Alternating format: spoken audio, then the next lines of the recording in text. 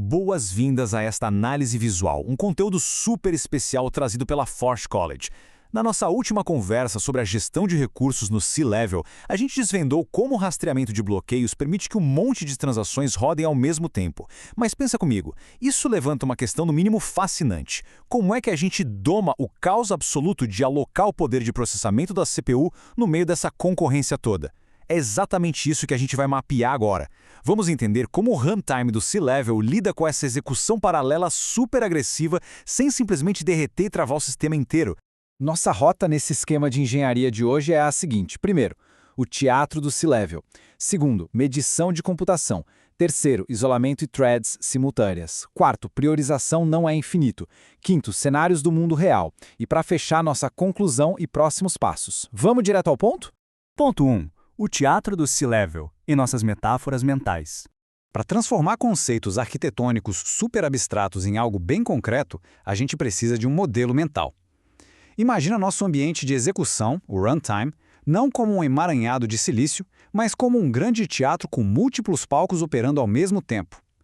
Nesses traços laranjas, fica fácil visualizar.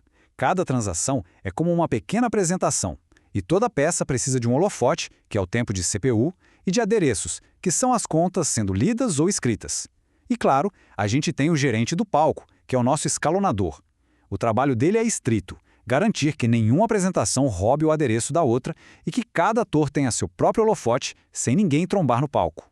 Ponto 2. Medição de computação.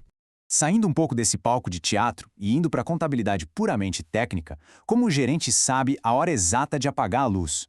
Bom, entra em cena o orçamento de computação, o Compute Budget. Ele funciona literalmente como uma válvula de segurança definitiva. O sistema conta cada mínima instrução executada. Se uma transação tem um bug ou entra num loop infinito querendo roubar a cena, ela não trava o nó validador.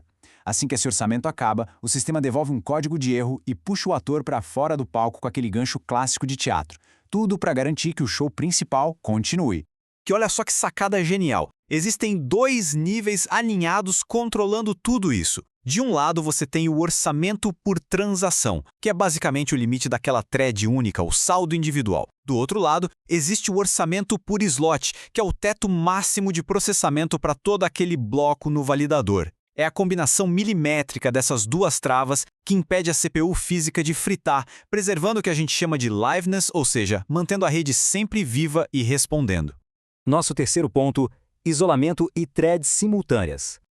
Agora que a gente já entende os limites, como é que o runtime isola cargas de trabalho pesadas sem instaurar o caos? A mágica toda acontece através de conjuntos disjuntos. Transações que mexem em contas totalmente diferentes são despachadas para pools de threads separados. Elas rodam lado a lado na mais perfeita paz. E quando o orçamento vai secando, elas cedem a CPU de forma cooperativa. Sabe por que isso é crucial? Porque evita os famosos bloqueios globais lentos. Nos programas de arquitetura da Forge College, a gente sempre bate nessa tecla. Evitar bloqueios globais é o santo graal para conseguir alta performance em sistemas distribuídos. E o C-Level gabarita isso.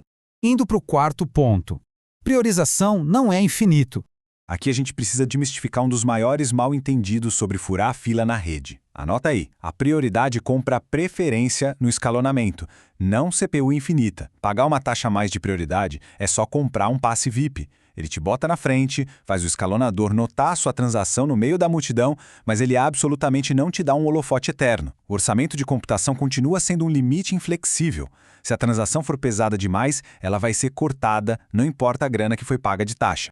O fluxo disso é uma coreografia exata de 3 passos. Passo 1, a urgência é sinalizada quando a taxa é paga. Passo 2, o escalonador pega e fala, beleza, vai você primeiro. E o passo 3, o runtime entra rasgando com a medição de limite do orçamento. Ou seja, prioridade e limite de recursos não competem entre si. Eles trabalham juntos para manter a justiça no sistema.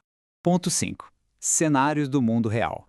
Teoria é legal, mas na prática a arquitetura muda tudo. O design dita a performance da aplicação. Imagina um oráculo que precisa atualizar um preço em uma única conta agregadora. Isso gera um padrão de conflito altíssimo. O resultado? A rede enfileira essas transações uma atrás da outra, criando um gargalo serializado. Em total contraste com isso, pega um token faucet distribuindo tokens através de contas totalmente separadas. O conflito é mínimo e o C-Level entrega um rendimento paralelo absurdo. O jeito que você organiza os dados é o que define o sucesso. E, finalmente, ponto 6. Conclusão e próximos passos. Para amarrar tudo o que a gente viu aqui, a grande lição é trate a CPU com respeito. Ela é aquele holofote de tempo limitadíssimo. Mantenha suas operações críticas pequenas. Se tem muita gente brigando por uma mesma conta quente, particione esse estado. Divide ele. Projete primeiro para baixo o conflito e já planeje lidar com esses limites de computação desde o início do seu código. Isso nos deixa com uma provocação excelente. Se a CPU mede cada mínima instrução processada, como será que a forma que você guarda e descompacta os dados na memória impacta nessa conta toda, hein? Vou deixar você pensando nisso. Essa reflexão é a ponte perfeita para a nossa próxima jornada sobre técnicas de eficiência de memória. Para mergulhar ainda mais fundo nesses conceitos avançados, acesse Forge College. Lá você encontra um universo de conhecimento estruturado sobre o Web3. Muito obrigado por acompanhar essa explicação e até a próxima análise visual.